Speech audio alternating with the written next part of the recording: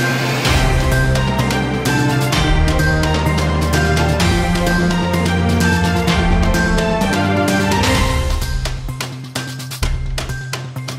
Welcome to NVTV 24/7 news channel.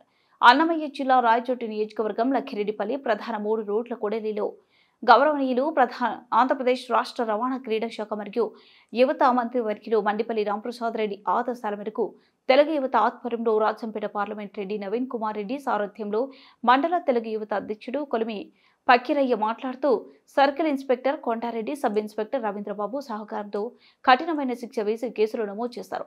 నేటి సమాజంలో విద్యార్థులు, యువకులు చాలా మంది ఆశపడి ఇప్పుడు కలిగే జల్సాల కోసం ఉన్న డబ్బులు పోగొట్టుకుని అప్పులు తీసుకుని కుటుంబంకు తెలియకుండా వారు మానసికంగా నలిగిపోతూ ఆత్మహత్యలకు పాల్పడుతున్నారు.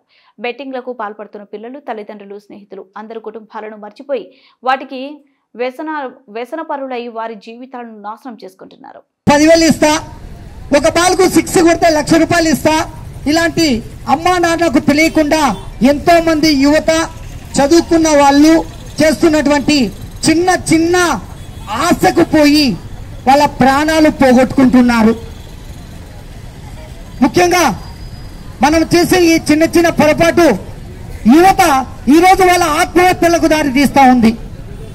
ఎందుకంటే ఈ అబ్బాయిని నేను చూసినా, ఎప్పుడు ఆత్మహత్య చేసుకున్నప్పుడు మనం చెప్తాం, అరే ఈ అబ్బాయి నాకు తెలిసినే, ఫలానా సార్ కొడుకే, ఫలానా కూరగాయలమ్మాయన కొడుకే, వీడు చాలా మంచివాడే, అసలు వీడు మేము ఇట్లా అనుకోలేదే అనుకుంటున్నాం. ఎప్పుడు వాడు ఆత్మహత్య అయిన తరువాత ఏం విషయం అంటే, వాళ్ళు తల్లి తండ్రికి తెలియకుండా ఆన్లైన్లో చిన్న చిన్న ఆశలకు పోయి, ఏదో నాకు ఈ 5,000కి 5,000 వచ్చిందంటే కన్నా నేను ల్యాప్టాప్ కొనుక్కుంటా, తర్వాత లేదంటే కన్నా చిన్న చిన్నకి నా మొబైల్ స్మార్ట్ ఫోన్ కొంటా, ఐఫోన్ కొంటా, అలాంటి చిన్న చిన్న ఆశల వల్ల వాళ్ళు వాళ్ళ జీవితాన్ని నాశనం చేసుకుంటున్నారు.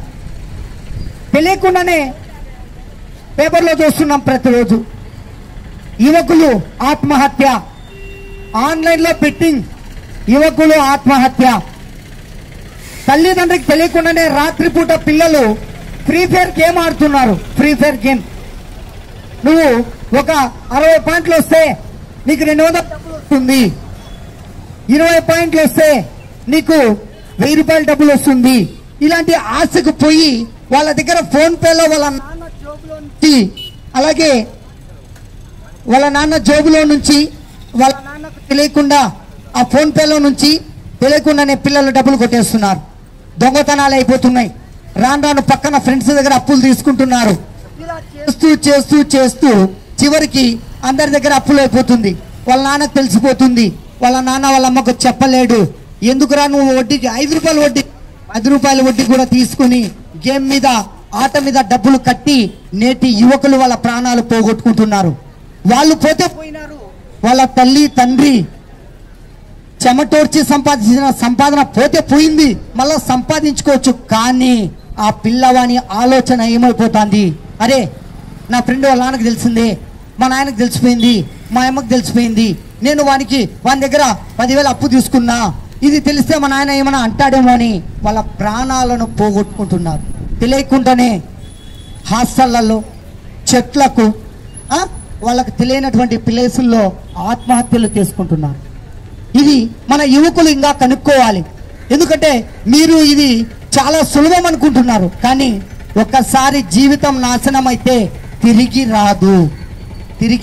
రాదు. దయ ఉంచి చెప్తున్నా, ఓ యువత మేలుకో. ఇప్పుడు చెడిపోయేది చిన్న చిన్న పిల్లలు, యువకులు, తెలివి కన్న వాళ్ళు, ప్రతి ఒక్క మేధావులు అనుకుంటా అంటారు చాలా మంది, నేను మేధావిని బా, నేను చాలా మేధావిని, నాకంటే తెలివిలోనాడు లేడు, నేను చాలా ఫస్ట్ అంటారు. కానీ అలాంటి వాళ్ళే ప్రతి ఒక్క పేపర్లలో, న్యూస్లలో ఆత్మహత్యలు, చనిపోయారు, చిన్న వయసులోనే చనిపోయారు, అప్పులు చేయడము ఇలాంటివి జరుగుతున్నాయి. దయచేసి చెప్తున్నాము, ఈరోజు మన నారా లోకేష్ సార్ కూడా దీని మీద, ఆన్లైన్ బెట్టింగ్ మీద పోలీసు వాళ్ళకి చాలా క్రిమినల్ చర్యలను, కఠినమైన చర్యలను తీసుకొని వాళ్ళ పైన కేసులు బనాయించి లోపల పెట్టండి అనేటువంటి గట్టి మనకు చట్టాలు కూడా తేవడం జరిగింది. అలాగే గౌరవనీయులు మన మండిపల్లి రాంప్రసాద్ రెడ్డి గారు అయినటువంటి మంత్రివర్యులు కూడా ఈ యువతకు ఉండి మీరు చనిపోవడంతో పాటు అప్పటికే అయిపోదు. మీ తల్లిదండ్రులు, మిమ్మల్ని నమ్ముకున్న అక్క చెల్లెలు, రక్త సంబంధము, వీళ్ళకు కూడా వాళ్ళకు బాధను కలిగించిపోతారు.